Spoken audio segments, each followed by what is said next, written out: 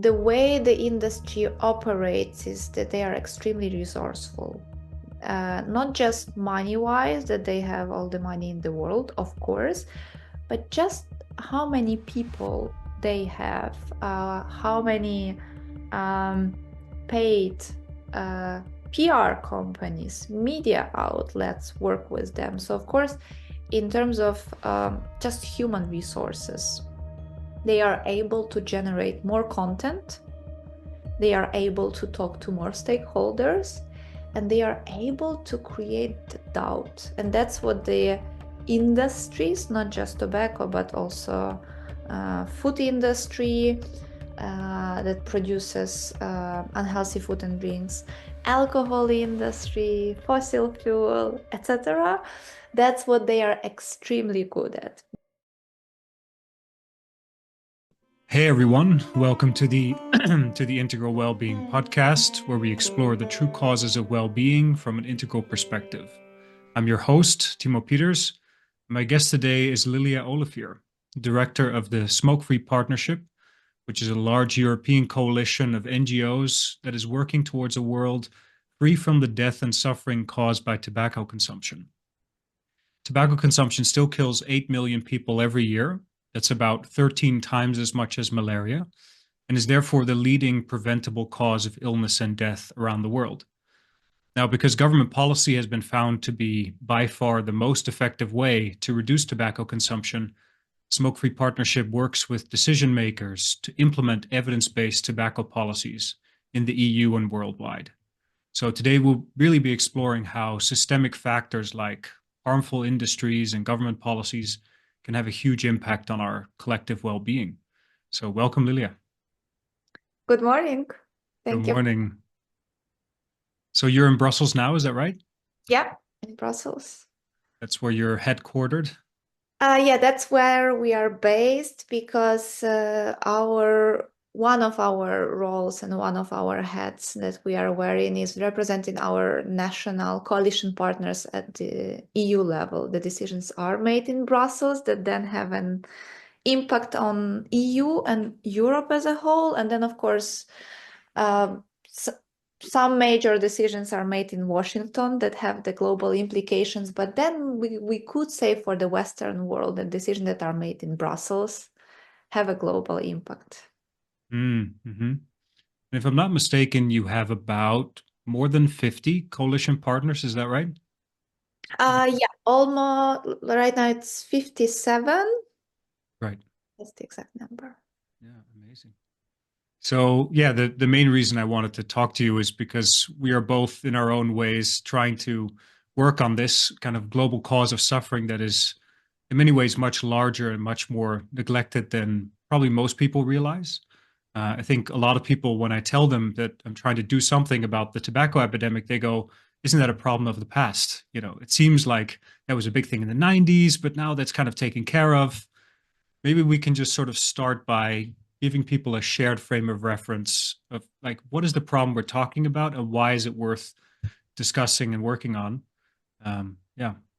I like that you started with bringing us closer to the reality, because I think overall we could divide people, and we are not talking now about decision makers or those that are part of the decision-making bubble, because whenever I talk to people and they hear where I work and what we do, I usually get two types of responses. One is that the one that you just mentioned, but isn't it already done? Mm. And like things are much better, progress was achieved. And then the second group of people, their response can be, oh yeah, that's huge. I'm seeing so many people smoking or using all of the new and emergent products. And then I think the truth is somewhere in the middle. I try to if we look at the Western world over the last, well, basically starting from 90s, the world recognized that tobacco epidemic is huge. People are dying prematurely. And there was change in perception that happened, I think, for various factors, and we could maybe discuss it later. And that change in perception was to now we can confidently say that most of the surveys that are done in the Western world show that general public knows that smoking kills. And it's incredible that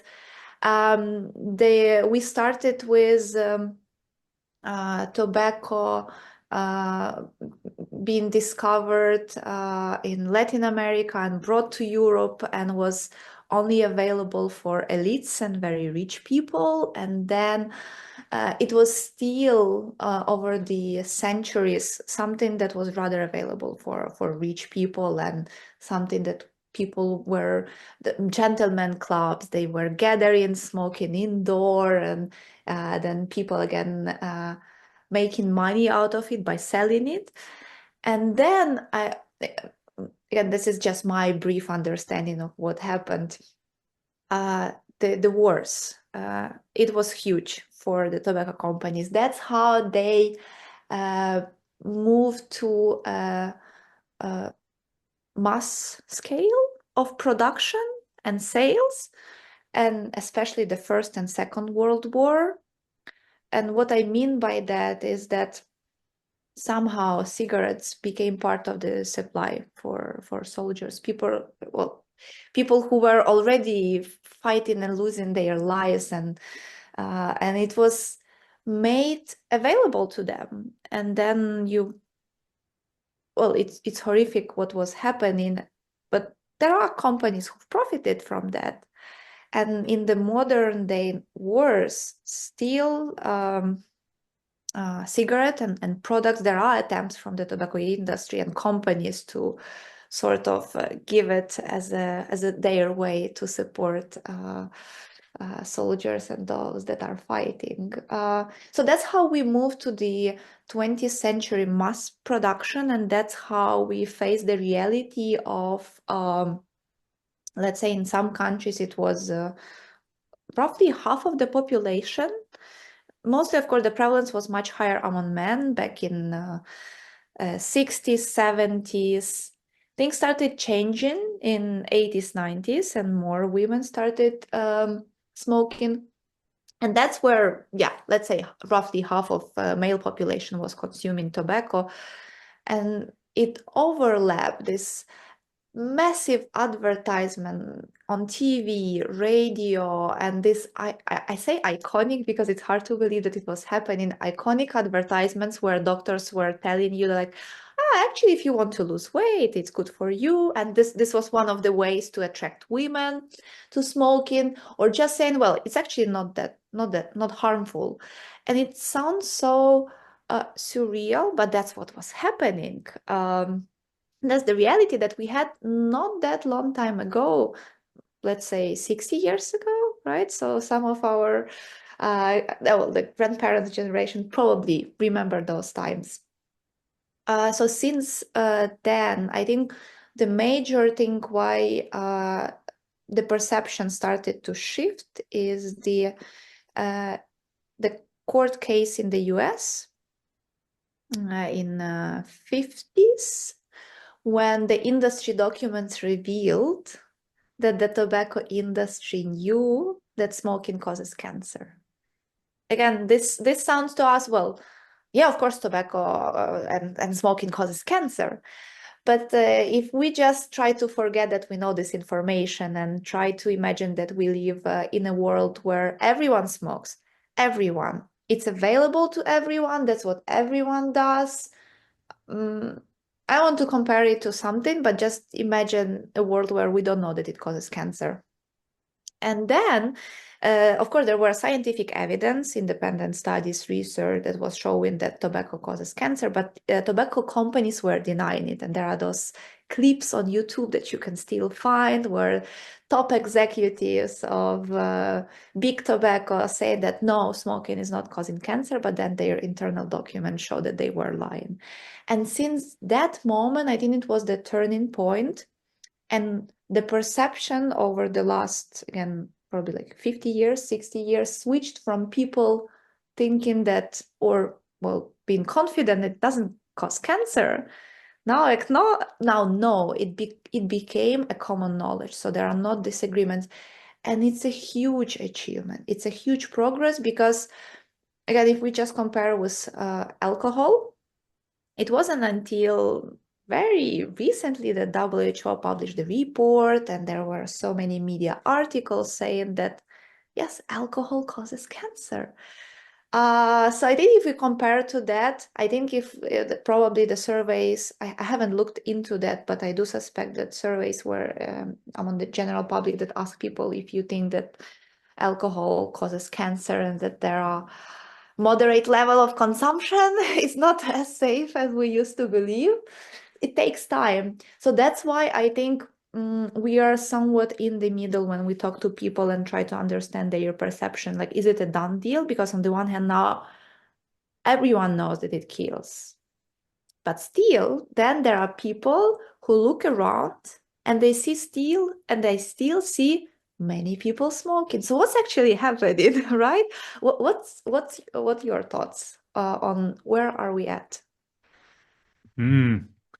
Yeah, good question. I mean, there was, for example, I live in the Netherlands, and recently there was a situation where a prominent politician, I won't name names, just uh, basically showed her quite remarkable ignorance about the fact that this is still such a big problem, and that she didn't want to increase the tobacco tax because she said if we do that, less people are going to smoke, and that's going to make the government lose revenue. And in the media, people were like, "Oh goodness, this is really a tone deaf response, basically." So, like for example, tobacco taxation was one that really opened my eyes when I did a little bit of work for the School for Moral Ambition nonprofit here in the Netherlands, set up by historian Rutger Bregman, where I was basically tasked with researching how can we, if we want to help people make a career switch to a much more impactful, sort of have a bigger social impact with your career, what could you possibly work on? And there was just a long list of about 30 potential subjects. And it was actually the book by Professor Robert Proctor, perhaps you've read it, Golden Holocaust, where he goes through the numbers of how many people cigarettes have killed. For example, in the 20th century, it was roughly 100 million, which, if I'm not mistaken, was even more than the wars combined. And, you know, he basically argues that the cigarette was the deadliest man made object in human civilization. And when I remembered that, I was like, gosh, maybe I should just dig into this a little bit more. You know, it's apparently still a big issue. And that's when I discovered, like, wow, there's still so much progress to be made. Just at the global scale, you know, roughly 80% of the people who smoke and who die from smoking live in low and middle income countries. And especially there's barely any regulation, any legislation in place. So maybe we can talk about that a little bit. I think that in wealthier countries, we do have quite a bit of progress, as you mentioned, but now it's really shifting to the developing world. Like, what's happening there? Yeah, you are absolutely right. So what we are seeing is that up until very recently, tobacco use, smoking was not a thing in Africa, but now there are more and more countries that are going through all of the stages of how product is being placed on the market, how it's being promoted, all of the classic elements of it, and the tobacco epidemic is beginning there. The question is, can it be stopped before it gets bigger? And well, in Asia, my understanding is that it depends. There are some countries who've been doing the policy change necessary and changing the legislation to stop it, but overall, it's also pretty high. But again, there are rather exceptions of some countries that are doing better than the others.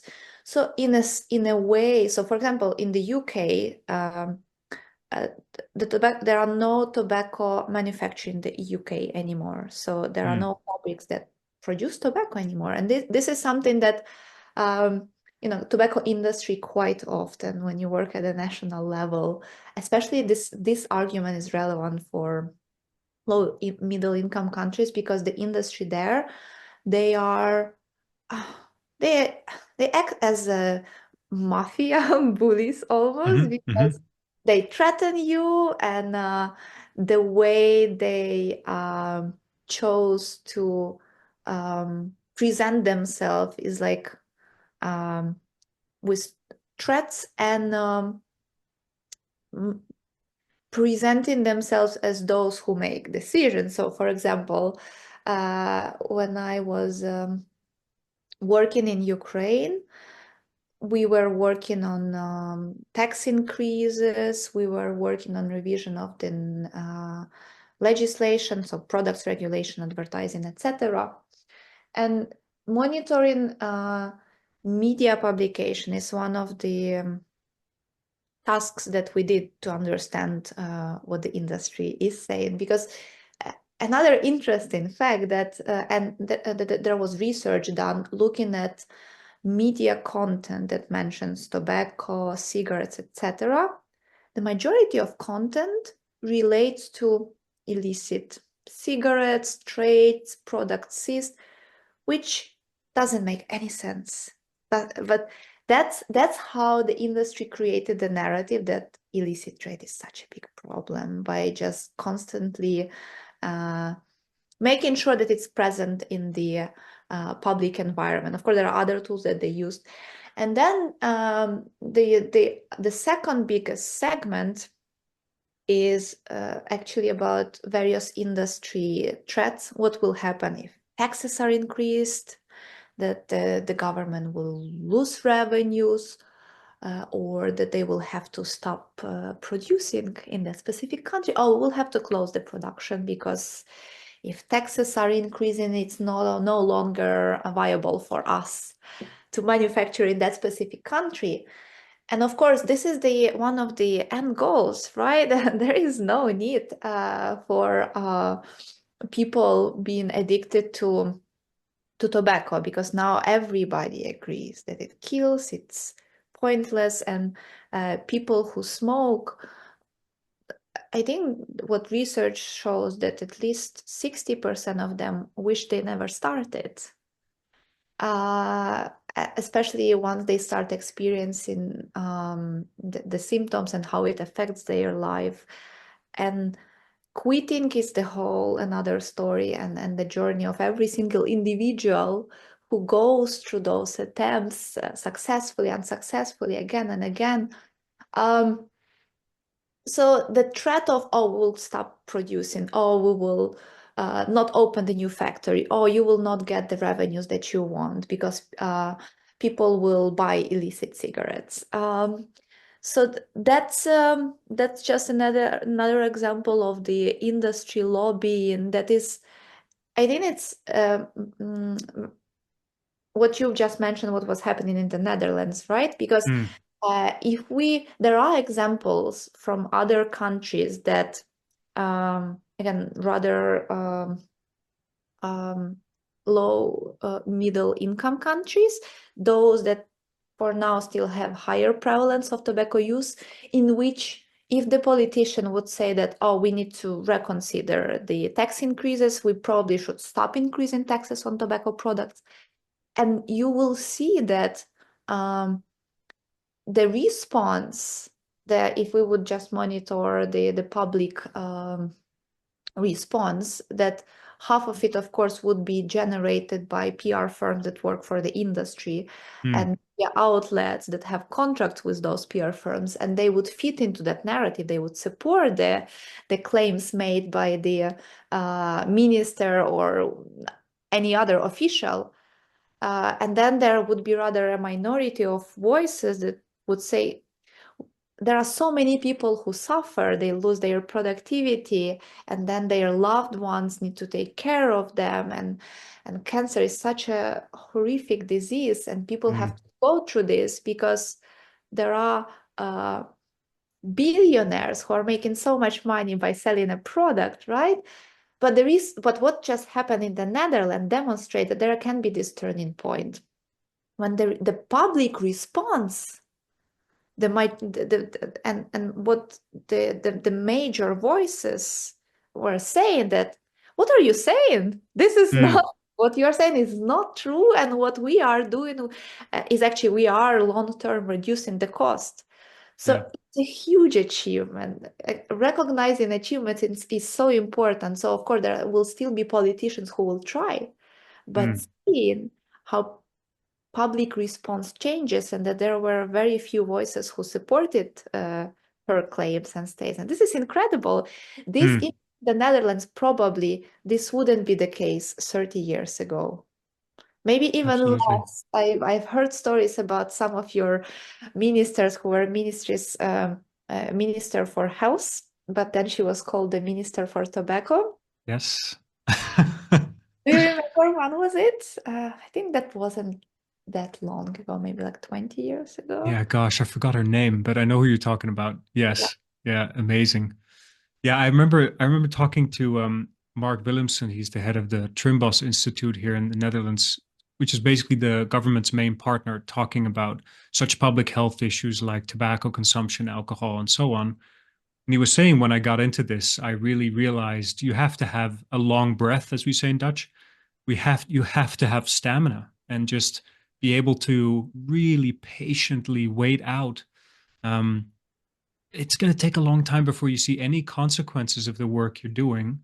And so, actually, one thing I wanted to ask you about is what you managed to accomplish in Ukraine. If I'm not mistaken, you started working for life advocacy right out of college, and then basically you and your team were responsible for passing some major legislation that wasn't there before. So maybe you could take us a little bit through that story. I think it'd be very interesting to hear. Yeah, so I was finishing my degree in public health. It was my master degree. Mm. And I felt very privileged to be able to switch because I was doing my bachelor in history. And then I realized that I wanted to try something new. And after 1 year of volunteering, it's like, okay, let's do public health. And so I again got an opportunity to do my internship in Advocacy Center Live.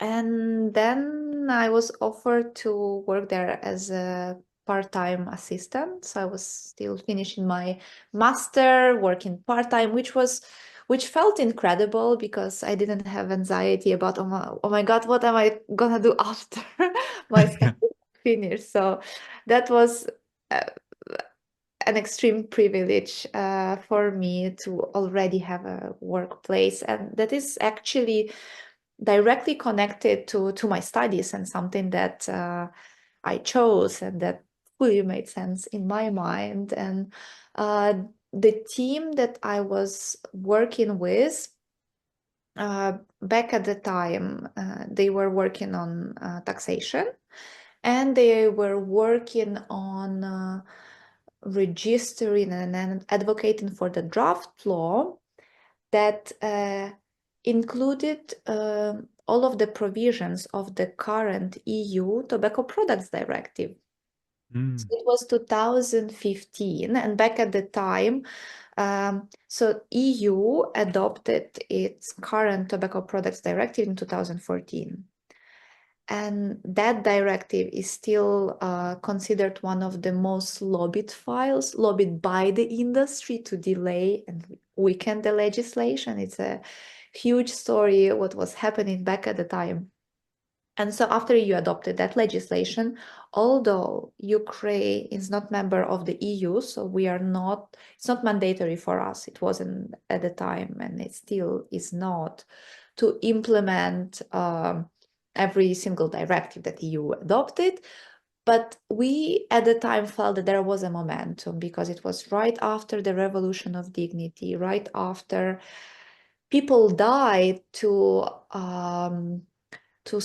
overthrown the dictator whom we had, Viktor Yanukovych, who is now in Russia. But that was the way how we stopped our dictator from gaining more power. And it's still a tragedy that young men and young people were shot. And that formed a certain mood and perception in civil society and people who cared about what will be happening in the country, because we didn't want to go through the authoritarian path as Russia did. So we used that momentum to say that we've got EU directive, so we need to follow the EU aspirations. And so for public health, it would be a huge win. We don't need to invent the wheel. We just need to adopt the law that contains the provisions of the Tobacco Products Directive. And we were quite naive in 2015, 16, thinking that, again, all of the aspirations of people, that now we are fully committed to do everything that it takes to break free from Russian imperialism and to be and to keep our independence, which meant that we wanted to make sure that the necessary reforms are happening. And tobacco control was one of those areas, because we did have a very high smoking prevalence back at the time, although it was decreasing, because Ukraine actually had the first tobacco control law adopted in 2005, just right before the International Treaty on Framework Convention on Tobacco Control was adopted. And those measures were minimal, but back at the time, even they were revolutionary, such as having text warnings on cigarette packs, right? Now it sounds like, what? Text warnings don't work? But back in 2005, it was revolutionary, as well as just the thought that, let's say in a cafe, half of its premise would be smoke-free. What? A revolution! But now it's the very, it's not now it's considered outdated, and it is. So the progress achieved just over the last 20 years is incredible.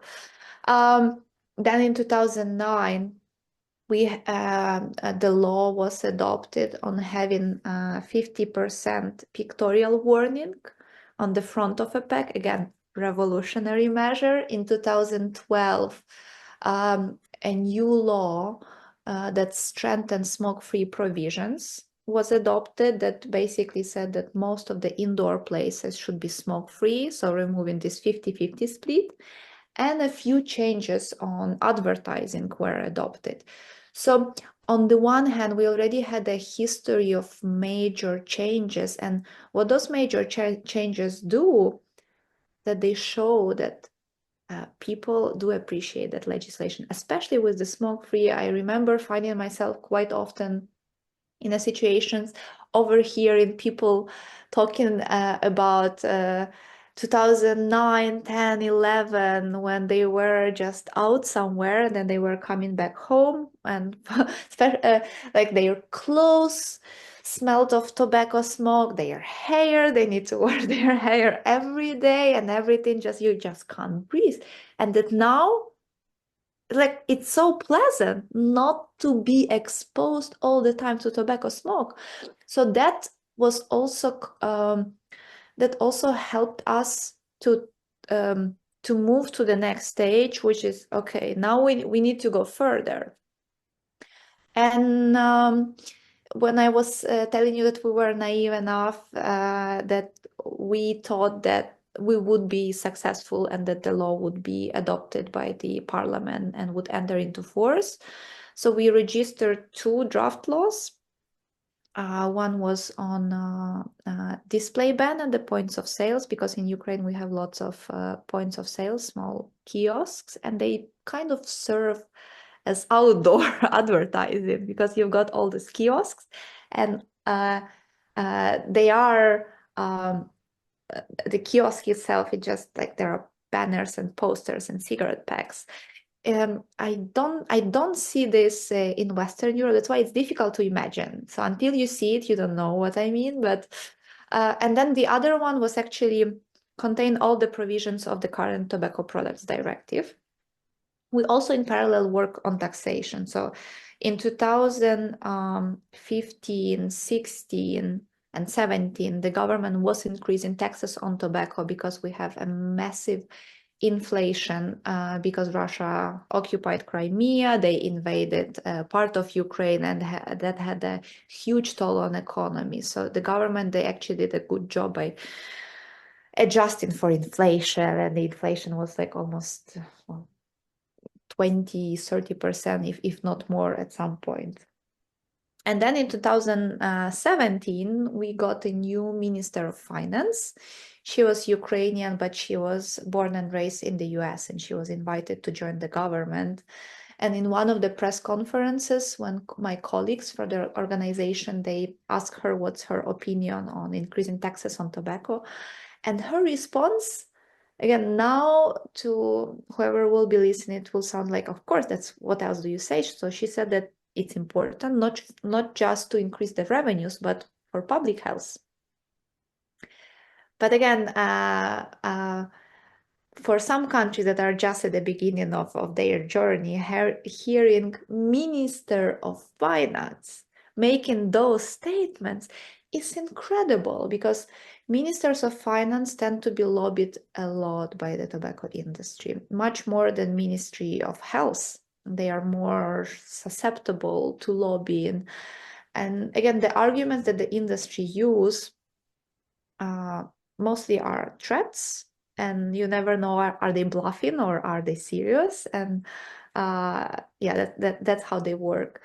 And the team that was formed by the Minister of Finance at the time, the deputy ministers whom she had later on became the ministers. So they continue her policy and her vision on increasing taxes on tobacco products. And another directive that the EU has is the current directive on tobacco tax directive that sets minimum rates, excise rates on tobacco products, 90 euro per 1,000 sticks. And so again, although we were not members of the European Union, but signing the association agreement meant that we need to align our legislation and our policies. And that was one of the most important reasons why the Ministry of Finance, they made a 7-year plan, which is quite often in the tobacco control world called tax escalator, which meant which include provisions that excise on tobacco, specific and minimum, has to be increased every year by 20%. Again, this is something incredible for most of the Western European countries, because we mostly see that the increase can be somewhere around 5 to 10%, and 10% is considered, oh, this is a lot, right? But back at the time, we also had quite high inflation, so somewhere around 8 to 9%. So then the actual increase was around 10%, which is still a lot. And having an annual tax escalator means that there is security that every year there will be tax increase, because the Ministry of Finance, the government, parliament, they don't need to debate and prevent the industry from interfering and trying to change the legislation and reduce every single year. This is a huge toll. Civil servants who work on tobacco, alcohol taxation, well, then of course working on excise for other industries, also very challenging. They know how much work it takes to pass an excise increase, because the way industry operates, they work through the front groups. Quite often they find members of the parliament who register alternative bills proposing different scenarios. They do their own calculations. They promise that the economy will collapse, always. So that was incredible that the 7-year plan was adopted. There were some provisions that were weakened at the end. So the original idea was to have excise rates fixed in euro, which would help a little bit again with additional inflation. That didn't work out, but overall still that was a major success. But for the two bills that we were working on, none of them was adopted in the parliament. So, and that's the reality that many advocates, civil society, and also the government that works on those bills or the parliament face, that it's extremely challenging Mhm. to change the tobacco control legislation. In most of the countries, there are exceptions, of course. Once you have the momentum, then it happens. Once you have a very strong Minister of Finance or Health, I'm not just saying uh, it's not enough to have a minister or a member of the parliament who understands the problem and who committed to change it. It takes a lot. You have to be very strategic. Also, what the industry does once changes and draft laws are becoming the legislation, they take those countries to court to challenge Mhm. every single new bill, every single new provision. Did you face a lot of opposition yourself with life advocacy by the industry, or was it more sort of indirect? It was both direct and indirect, and it was during the 6 years that I was working. I would say that there was more once we were getting closer. So when we got the new parliament back in 2019, so after we failed once with the legislation, so of course we started all over, and we got a very strong champion in the parliament, Lada Bulach. She had a background in public health, so she very well understood um, the problem and potential solutions. And that bill was actually adopted and became the law. So the moment we were getting closer to the first reading and we were getting closer to the second reading, then of course the industry lobbying intensified. And I think the way the industry operates is that they are extremely resourceful.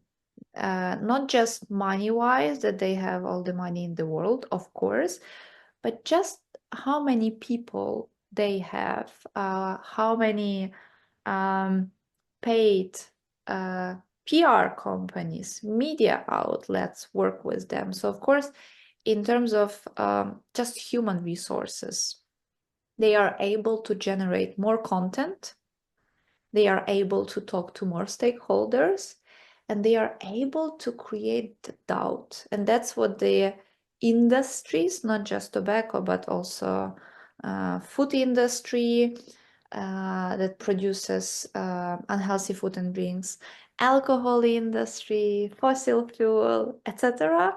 That's what they are extremely good at. They create this doubt, confusion, chaos, and they find their own lobbyists, and they find decision makers who then defend their interest. But another interesting observation is that quite often decision makers who chose to defend tobacco industry or alcohol industry, they later on you discover that they also have links with other industries or other individuals with vested interests.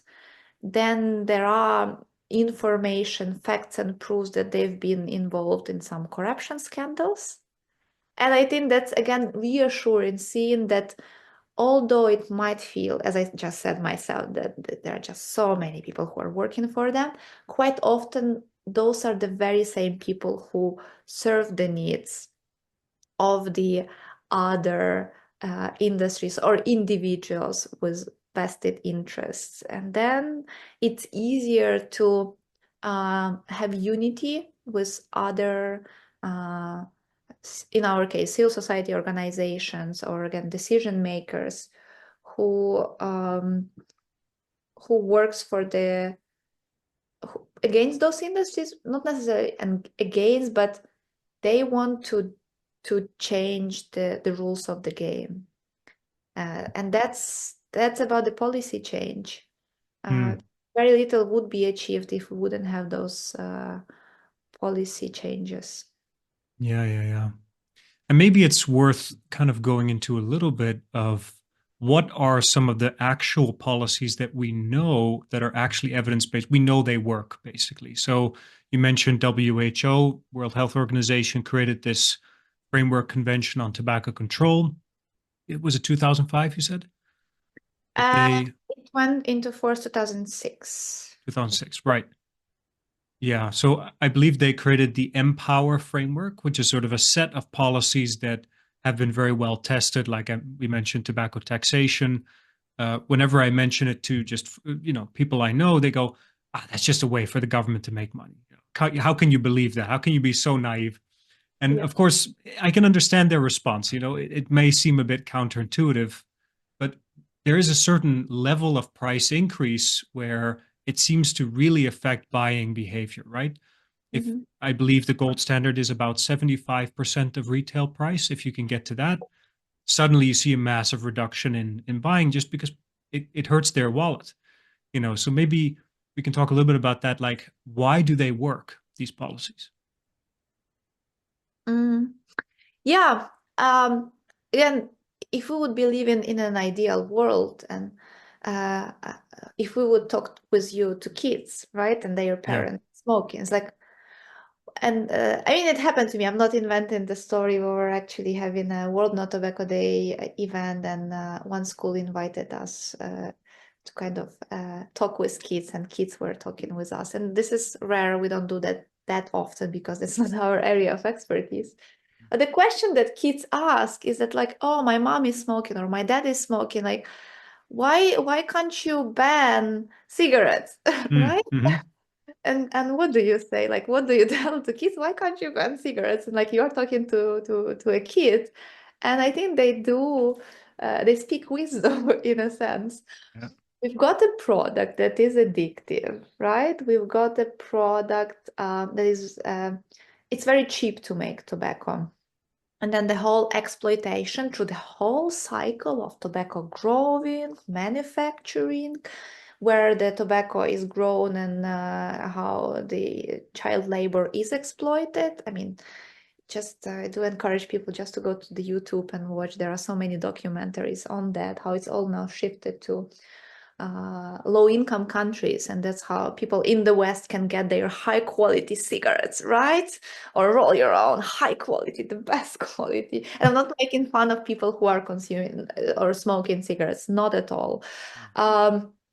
Because again, when we look at why people most of people who smoke or use tobacco, they started when they were teenagers. I mean, we all tried experimenting with cigarettes because they are very available, right? And it's not like drugs that are illegal, right? That are harder to get.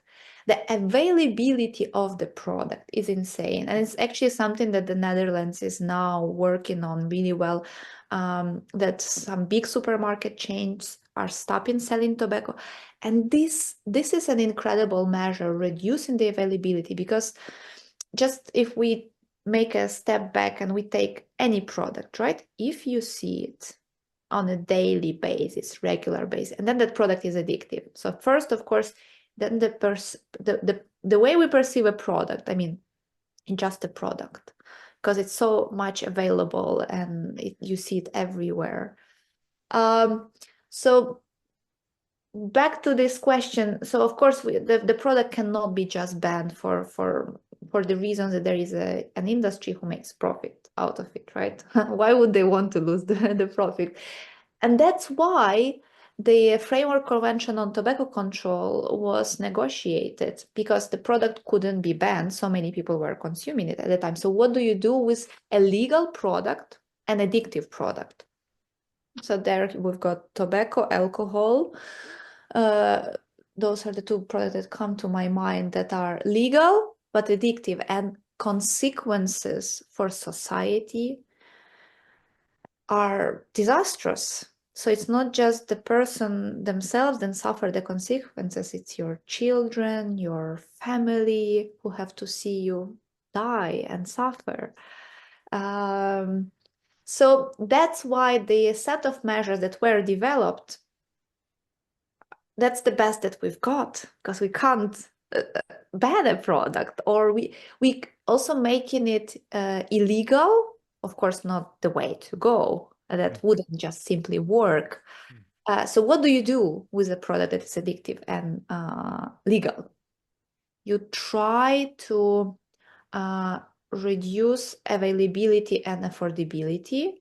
You try to reduce the appeal through various advertisement, promotion, and sponsorship bans and marketing, limiting that. Then smoke-free legislations are very effective because it's also about reducing the exposures of those who don't consume. And also it's about showing that, yeah, although you see this product everywhere, it doesn't mean that it's actually safe for you. So it's all about reducing availability, affordability. So the empower measure that you refer to includes tobacco taxes and prices. And again, why it works? Because once you've got a product that is very cheap, and people, overall, the main goal is not that everyone will stop smoking now or using tobacco, but that there are less and less young people who become addictive to the product and then they cannot quit. So for young people, teenagers, the more expensive the product, the less likely they are to buy it, and the less likely they are to have it with them on a regular basis. That enough that makes it easier for them to develop an addiction. So that's one of the rationales. But also every time there is a price increase, well, first tax increase, and then that's the industry who decides how they want to increase the price. They might shift it on the consumer by actually increasing by the excise increase, or they might choose to reduce their profit margin to keep more, well, than to keep the consumer. So there are also various tactics that the industry are trying to minimize the impact of the tax increase. So once the tax and price increase, it's a way to, once a smoker or tobacco person who uses tobacco comes to buy a product and they see that price increase, like, again, this government, they increase the prices, they take everything from me. Or some people who want to quit, like, this is just another reminder for them, okay, maybe I will try again. And then they will be successful. So it is a way both for those who are just starting and those who've been smoking for some time. Because again, we don't have any other better options. I did talk about advertising, so all of the measures to reduce advertisement, promotion, and sponsorship, smoke-free legislation, how the pack looks like. That's the best we've got. What other solutions are there? And of course, helping people who smoke to quit. Mass media campaigns, social media campaigns, informing people and reminding them that it's danger and encouraging them to quit. So ideally, again, implementing all of the measures in a package and regularly revising the legislation and strengthening all the measures that I've just mentioned. Then there are ingredients, then there are some new, well, banning all of the flavors. That's another element. So there are there are various policies and tools that can be implemented, but what's important that the industry always find loopholes. Always. So even with, for example, the current Tobacco Products Directive has a ban on characterizing flavors for tobacco and roll your own. And what we've seen after the directive was entered into force and transposed in various member states, in some countries, the industries came up with a creative solution. They were inserting in the pack a flavored paper, and or there were then cigarettes with capsules. So, and unfortunately, that's the reality that is faced by governments and regulators, that no matter which policy you come up with, the industry will find a loophole. But still, there is a progress. So it's not like there is no progress, because still the level of flavors that are available and products with the flavors is much lower than it was before that regulation entered into force. So it's more about the comprehensive measures that they work together and they create an environment in which it's easier for smokers to quit, and the young people experience less of the pressure to confirm that, oh, I just want to be part of this, or like belong through using tobacco. And that's what tobacco industry they cultivated smoking as a social activity. And then, I mean, we've all had those experience when you are with friends or co-workers and they are going out for smoke, and you don't, and then you don't want to be missing out, right? So you go in with them and then they offer you a cigarette, or you say no, and then so it's been over the centuries created and cultivated that, oh, that's just the way we socialize. Or there are so many people say that, oh, it's our culture, but then, I mean, it's not. No. And as you mentioned before, the history of the tobacco plant, it's a pretty recent, I mean, relatively recent introduction into mass production, that it was really at this scale. I mean, it was only made possible by sort of industrial manufacturing. Some of these horrendous machines, you can look them up on Google, just these produce millions of these cigarettes per whatever the time unit is. It's unbelievable how easy it is to make. I just wanted to mention that some of these policies, what was very interesting to me as a researcher was looking at the cost effectiveness of them. So, generally speaking, if you go to the hospital today and you have an illness, the hospital and the insurance companies are willing to spend quite a lot of money to be able to save you one healthy year of life, basically. The cost of that's pretty high. But think tanks like Copenhagen Consensus Center actually try to look at what is the cost effectiveness ratio, how much benefit do you get for every dollar you invest. And with things like tobacco taxes, the return on investment was about 100 to 1, which is insane. You don't really see that in almost anything you can do. So if you really, if you care about sort of efficiently, effectively reducing human suffering, this should be very high on your list of priorities, arguably. And of course, just to mention as well, they did fantastic work with a book called Best Things First, where they tried to look at the SDGs, the UN Sustainable Development Goals, exactly, which is a big, long wish list, essentially, of wonderful things we could do with the world. And how do you prioritize them? It's very difficult. So what they tried to do in this book is, can we see which of those are sort of the 12 most cost-effective ones? And tobacco taxes was one of them, but they actually were a little bit broader in the sense of including also alcohol taxation. So you mentioned alcohol. I believe they also mentioned sugary beverages taxation and salt reformulation. So if I'm not mistaken, with life advocacy, your focus was also a bit broader than just tobacco. It was sort of looking at the harms of alcohol as well, and sedentary lifestyle and poor nutrition and things like that. I'd be very curious if you have thoughts about sort of more broadly using government policy to affect things like sugar consumption, maybe salt. I saw you nodding there. What do you think about that? Yeah, right now, we are at the stage, at the point that, yes, of course.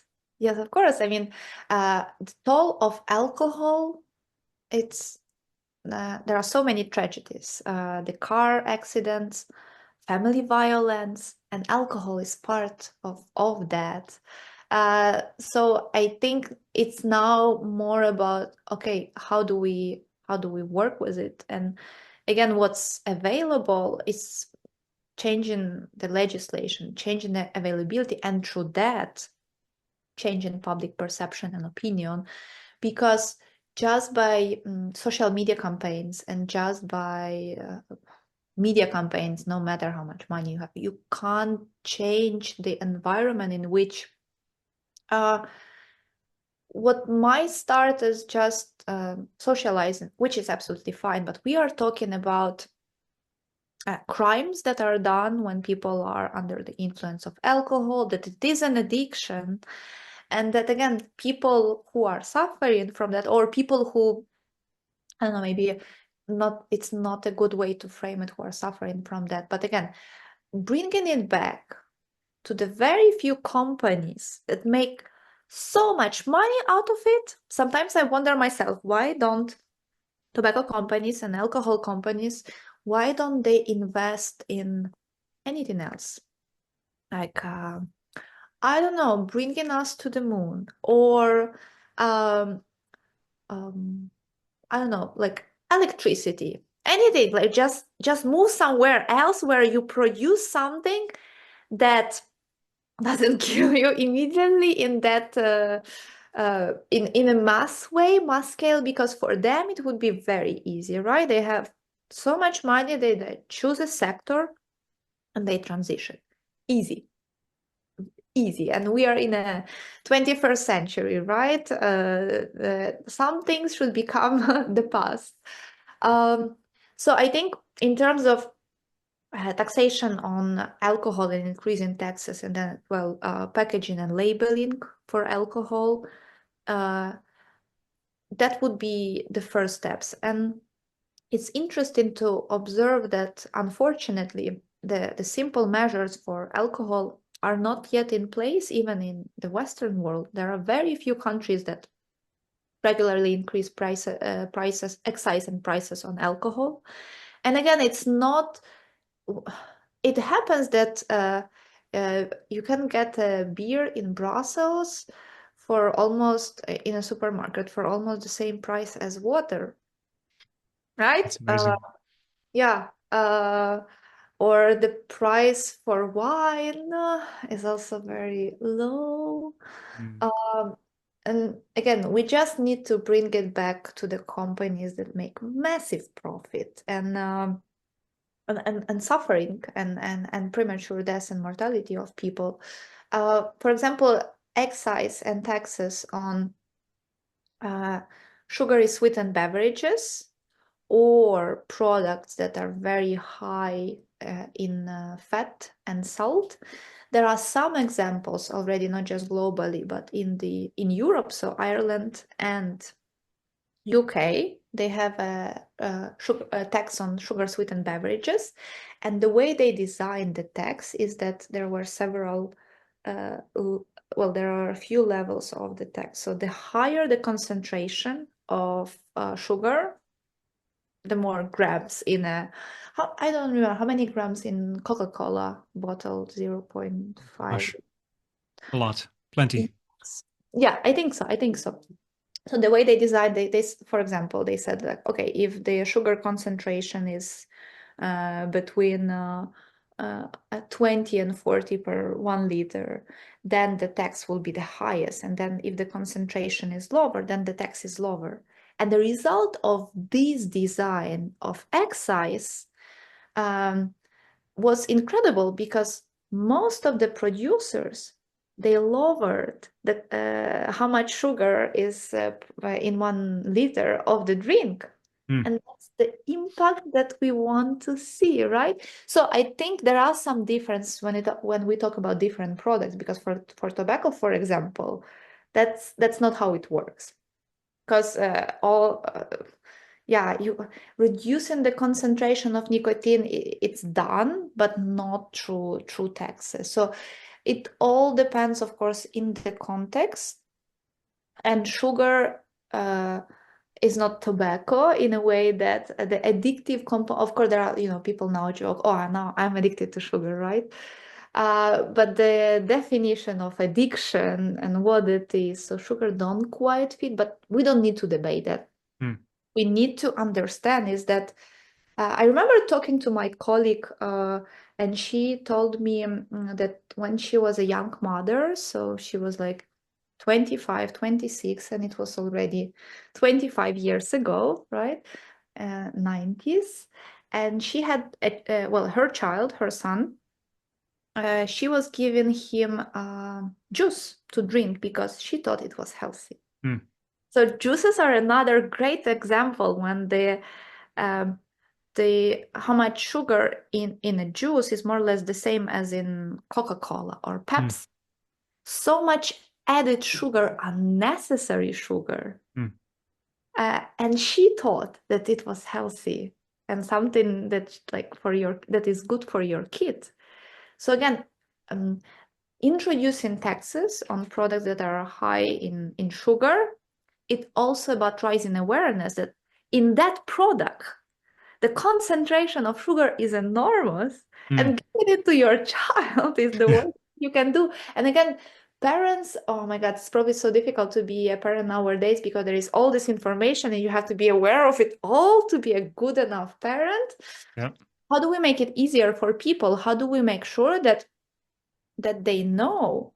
Because what companies want to show them, I mean, of course, if we would look at all of the ads and advertising, do they say like, oh, you like the sugar concentration is crazy, you probably should? No, it's all about the lifestyle and enjoying life, which is great, and that's what everyone wants to do. But reducing the sugar intake and content in the product, isn't it something that the companies should have done themselves?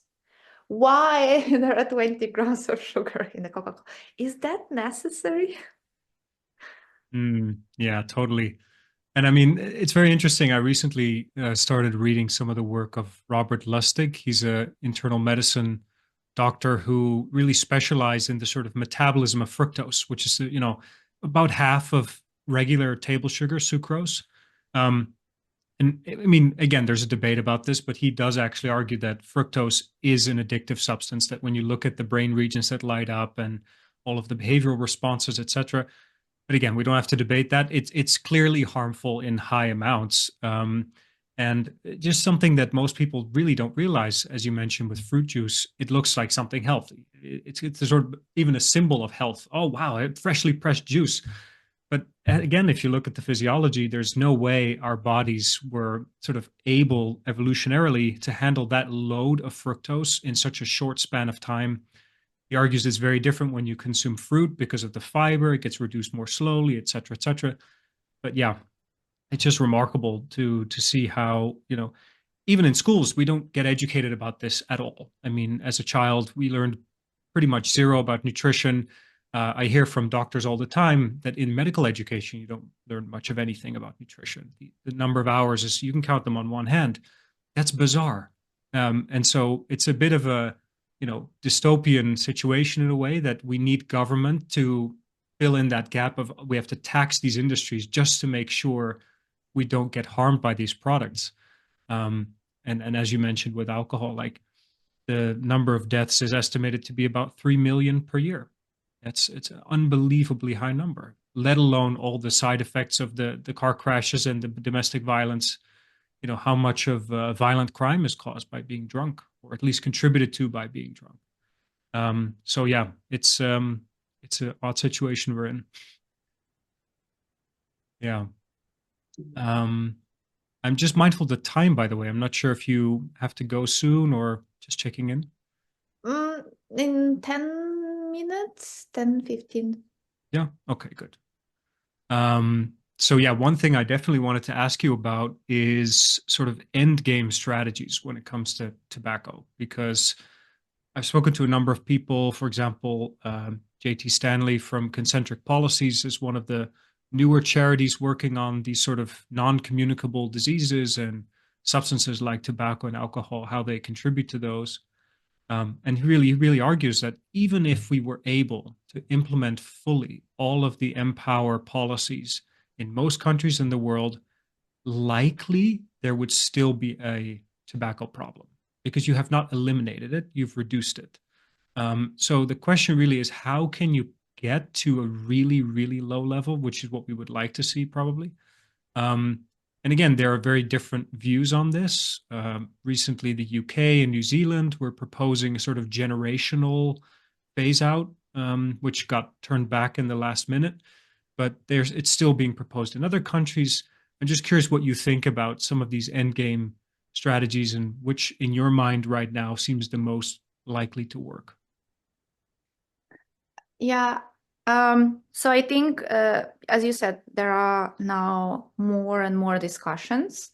on various types of endgame strategies, and people are debating how realistic that is, will that happen or no, and then having actual countries hopefully soon implement. In case of UK, one of the approaches to the endgame will be again life-changing or policy-changing the way we view endgame. But I think something that I try to keep in my mind whenever there are critics of what is this is not going to work.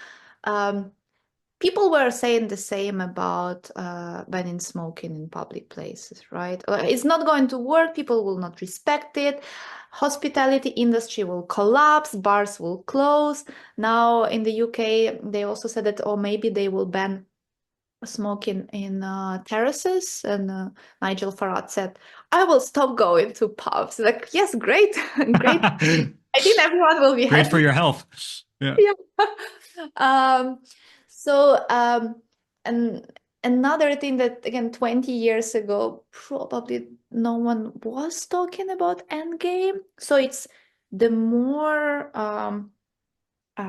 life-saving policies we get in place, the further we go. So there are various discussions on forward-looking measures, and again, reducing availability of the products is one of the important elements, because then they're just not part of your regular life. You don't see it everywhere, and you don't feel like it needs to be part of your life.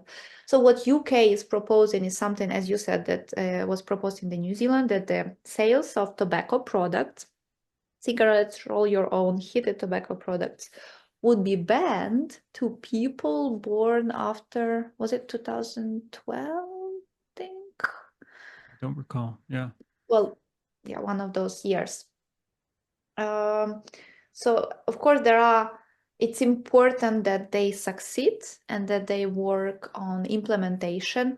And there are also debates like at which stage the country is ready for any sort of endgame policy. Because, well, UK, I think the prevalence is it around 16% combined. We would need to double check that. Of course, the prevalence should be rather lower than higher, but I'm rather in favor of countries and researchers, civil society decision makers talking about the end game, talking about the concept, because anything new, quite often, no matter what it is, people don't like change. People are resistant to change. So we need to warm up people to the idea that that's actually possible. No one was talking about it, and now people are like, are they crazy? Right? So I am rather in favor of having that discussion and exploring all of the various ways. And then, of course, we need more countries to go ahead. And those countries that have rather lower prevalence are the best candidates, because it will be easier for them to enforce. In terms of the design, again, there are not yet that many countries who've done it. Well, so we are waiting for the UK to do it. So let's see how it goes.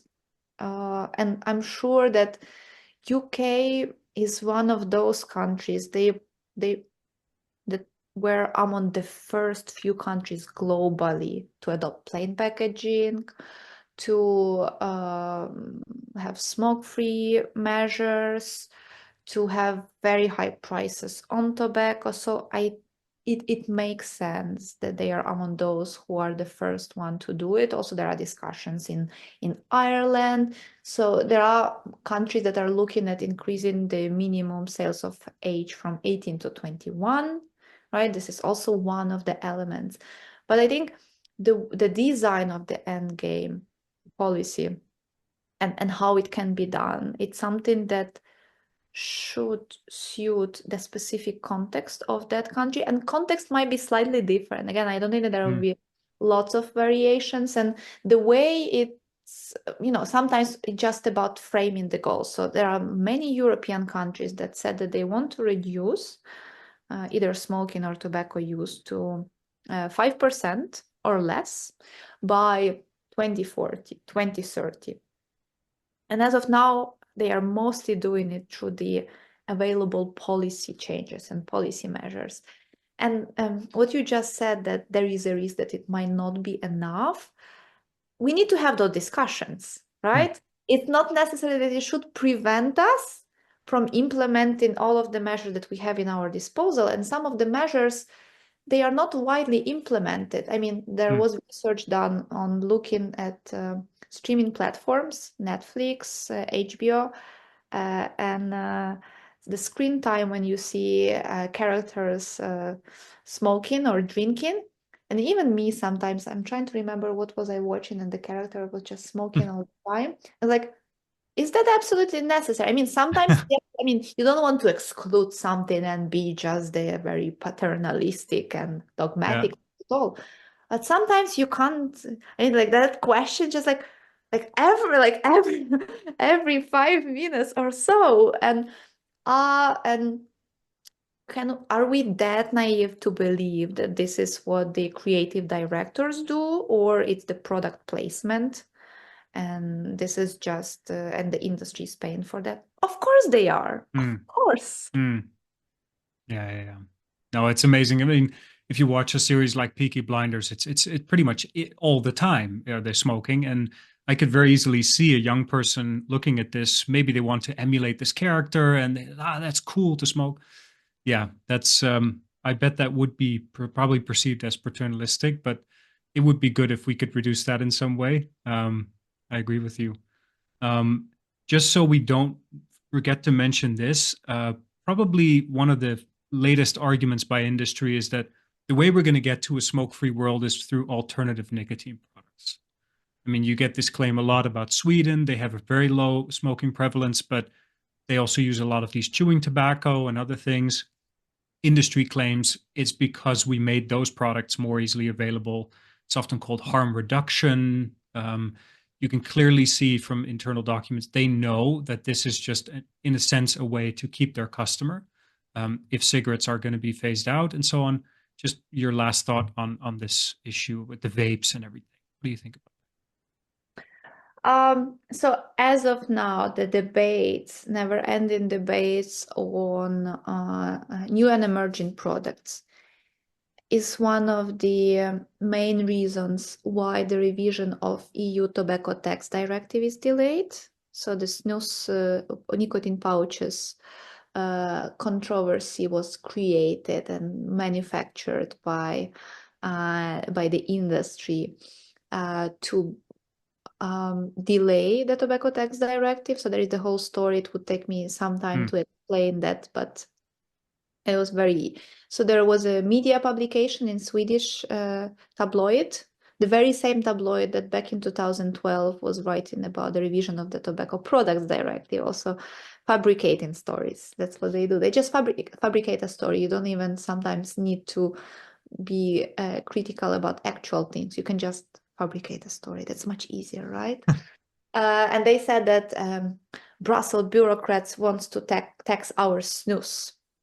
And then there were like 5 tweets on Twitter with hashtag Swexit, so that Sweden would lose, would leave EU if EU wants to put a tax on snus. And snus is banned in the EU since 1992, and it's only legal in Sweden because when they were joining the EU, they asked to be exempted from the ban, and they got it. So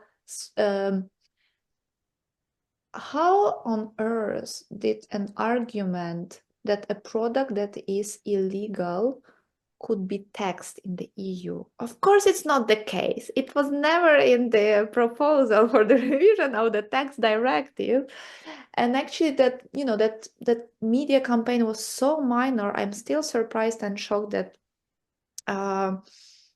it was part of a slightly bigger campaign when certain Swedish MEPs and also Swedish Commissioner for Home Affairs there was another article saying that she spoke to the commissioner responsible for the revision of the tax directive, and she told him that the proposal is not ready. So the commissioner who deals with home affairs now makes decisions on taxation. And so this fabricated story was one of the public elements of how you delay certain regulation and from going further. And then also the never-ending debates on new and emerging products is another reason why Council recommendation on smoke-free and aerosol-free policies was delayed. It's been released on 17th of September, which is great because so it's fully the competence of the EU member states to decide what smoke-free legislation they have. It's not decided at EU level. Taxes are decided in terms of the minimum rates. Some product design and composition is decided at the EU level, but for the market purpose, so that products can be sold in the EU market. But overall, and also the revision of the Tobacco Products Directive is now 2 years behind the schedule. And again, the major cornerstone why those delays are happening is how the industry utilizes the harm reduction narrative, utilizes creating debates over the new and emerging products. So no policies being changed or revised in so many countries because of those debates. And that's what they want. So at the end of the day, it's not important the nitty-gritty of it while nothing is revised and changed. So I think what we need to do is that first the proposals, the draft laws that countries want to introduce, they should be presented. And then, of course, there will be attempts from the industry to weaken the legislation, as they always do. But if we just keep focusing on the debates, we will achieve nothing, absolutely nothing. And of course, if you would ask me to state very clearly my position, so we've got the decisions of the Conference of Parties to the FCTC. So those are the governments and countries that ratify the convention. They've adopted decisions on heated tobacco products. They adopted decisions on electronic cigarettes, not yet on nicotine pouches because they are very new. But overall, the position that the products should be regulated. Heated tobacco products, there are not even debates on heated tobacco products because they contain tobacco. And there is emission. They should be regulated same way as cigarettes. No debates, right? Why it's not happening? Again, because of the industry interference and them creating doubt and paying decision makers, PR affairs firms, consultancies, so much money to keep those discussions alive and make them and they pay researchers to generate evidence that support the industry claims. I mean, it took us very long as a society and humanity to prove that smoking causes cancer.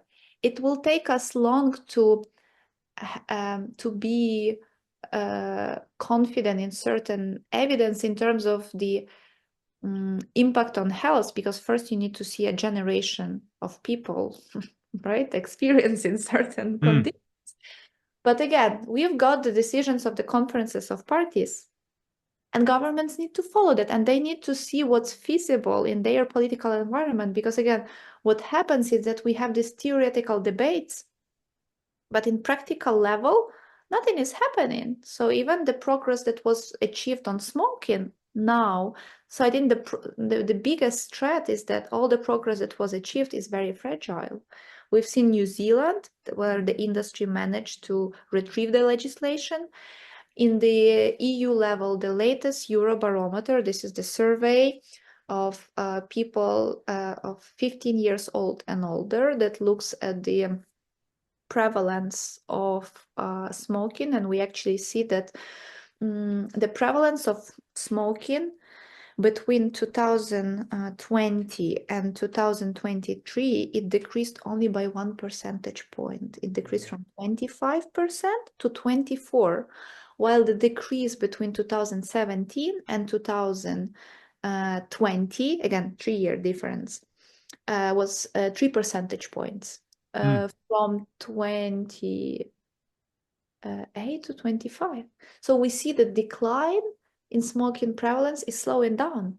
Yeah. Because there were no new directives adopted. And again, there are variations in EU, huge variations. Netherlands doing really well, Ireland, because they regularly change their legislation, they increase taxes. And then we have Bulgaria, where a pack of cigarette costs 3 euros. 3 euros, right? And they didn't have, and again, prices in Bulgaria are different, GDP is different, but they didn't have tax increases over the last at least 6 years, if not more. Same in Spain. In Spain, taxes were not increased over the last 6-7 years. There were some price increases that the industry did, but government didn't increase taxes. It's incredible, right? Yeah. Amazing. Yeah, so for the time being, we should keep our eye on the ball and really focus on the cigarette, which will continue to be sort of the main problem for the foreseeable future, is very likely. Yeah. Yeah, we have to be strategic. I mean, if there is a momentum in a country to regulate new and emerging products, they absolutely has to do it. So Belgium, they've adopted a law on banning nicotine pouches because they could do it. They could go ahead and adopt that legislation. And they think that in their environment, it makes the most sense because introducing a new product that is advertised could create problems in terms of addiction, appealing to young people. They've also adopted a ban on single-use disposable vapes, both for health and environmental reasons. So it all depends on the national context and what is feasible in that context. Yeah, yeah, really an individualized approach. Yeah, makes sense. I'm just looking at the time. We should probably round it off here. Thank you so much for your time. It's been a real pleasure to go through all of this with you. And maybe if you just want to mention where people can follow your work, what would be the place to go? Thank you, Timo. It was nice to talk with you, someone who is also very knowledgeable, understands the work that we do, but also the problem and the scale of the problem. People can follow us on Twitter, Smoke Free Partnership, or LinkedIn. We also have the website, but I think social media are probably better for majority of people. Good. Okay. So yeah, thanks again, and maybe we'll talk again in the future. Thank you. All right. Have a great day. Have a good day. Bye.